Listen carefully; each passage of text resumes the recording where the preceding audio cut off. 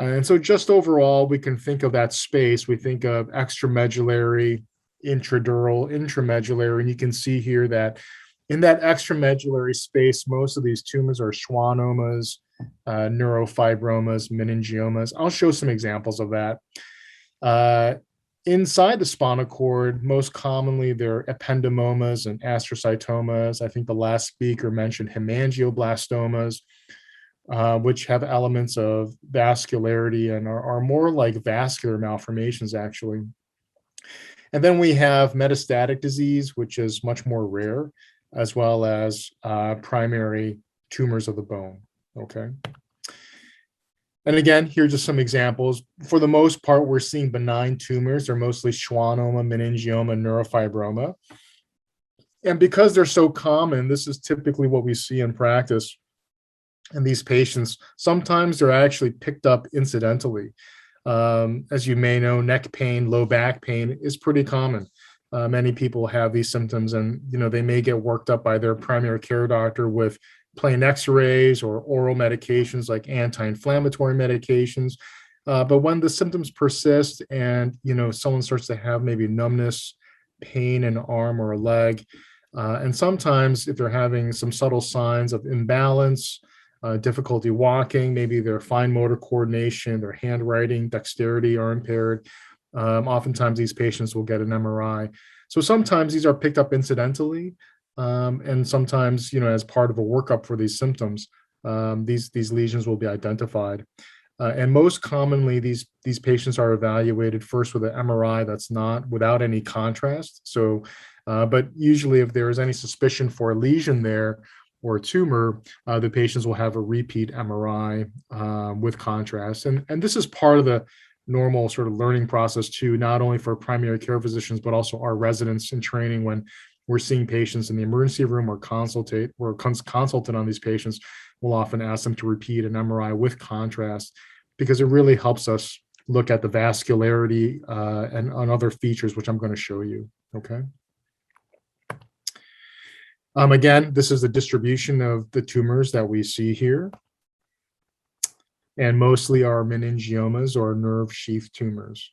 Okay, and this is just an example of what we're seeing by that. Okay, so on the image to the left, you can see the dura has been opened. So typically with these operations, we're doing this under the microscope, and you can see here that this is the dura, and the dura has been opened. There are tack-up sutures around that, and we usually surround that with cottonoids or patties to prevent sort of bleeding coming into the field. The last thing that you want is to have so much blood and other things that are really clouding your visualization.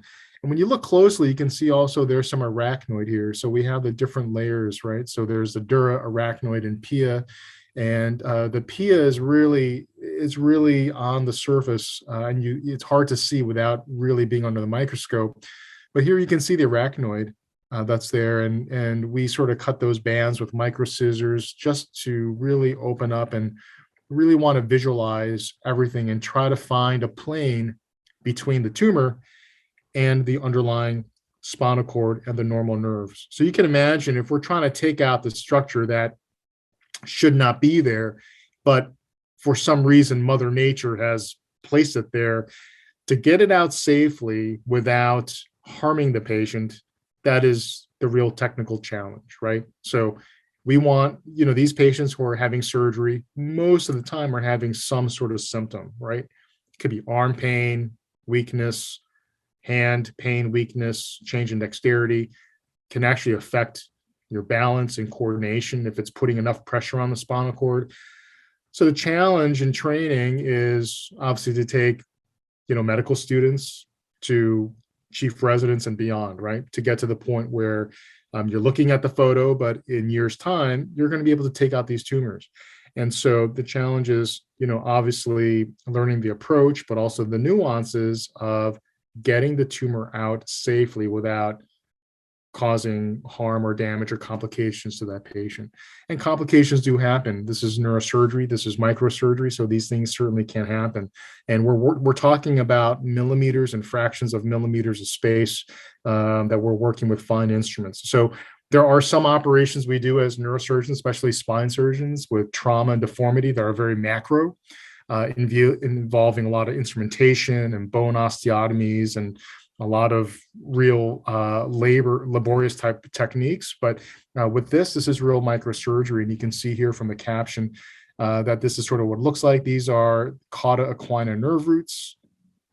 And this is the tumor that's coming out. And sometimes it's difficult to really differentiate what the tumor is compared to the surrounding normal neural tissue, because the tumor itself, you can see there are a lot of blood vessels, there are veins, there are blood vessels around it. It almost looks like a parasite. And sometimes really identifying what the difference is between the tumor and the nerve or the spinal cord underneath can be very difficult, okay? And then this is just an image of what that looks like afterwards. So this tumor was basically an ependymoma at the junction between the conus medullaris and the cauda equina. So you can see the conus up here and the cauda equina, that's the horsetail, right? So that those are the lumbar nerve roots, lumbosacral nerve roots, all going down distally. And you can see here that that tumor's been taken out. So when you look at the, what it looks like when you first open the dura, and it's pretty crowded, right? It's a structure, it's something that's there that shouldn't be there. And it's pushing on the neurological elements, which then translates to symptoms in the patient. And afterwards, things are pretty opened up, and then we end up closing that patient. This is a illustration from Ann Osborne's book. I think for students, I have no conflict to disclose or anything with Ann Osborne, who's a neuroradiologist and a real legend in that field. And when I was a student and actually a resident, I found her textbooks to be really remarkable, especially studying for neurosurgery boards, great visuals and illustrations. And so without having any association, I'm just going to plug her work. But this is taken from one of her textbooks, and this demonstrates sort of an axial view representation of a nerve sheath tumor. Okay, so you can see here the representation of the spinal cord. This is the vertebral body at that level. You can see the nerve root coming out, the various ganglion, the nerve rootlets, posterior elements. The fecal sac is outlined here, as well as sort of the graphic representation of what sort of a nerve sheath, this is a dumbbell-shaped tumor, looks like. So you can imagine from the neurosurgical perspective, it's, how do we achieve the goals of surgery, which is to take out this tumor safely, not injuring the spinal cord, which has clearly been pushed over, and also identifying and preserving the nerve root that's coming out of this foramen, which we can't see. We clearly can't see that, right? So it's really understanding how to get this out safely, identifying normal, identifying abnormal, and working from normal to abnormal to get the tumor out, providing not only histologic diagnosis for what it is, but also decompressing that patient to provide improvement of their symptoms. And so that's a challenge. So a lot of the I think if you've seen talks through this platform from colleagues doing brain tumor surgery or intracranial work in neurosurgery, a lot of it are very similar principles, but I think I would argue as someone who does exclusively spine surgery that it's a little more challenging in our situation because you can't really retract on anything in this area. You can't retract on the spinal cord. You can't really move it around so much because it's very sensitive to manipulation. And again, some high-powered views of just what that looks like when we open the dura.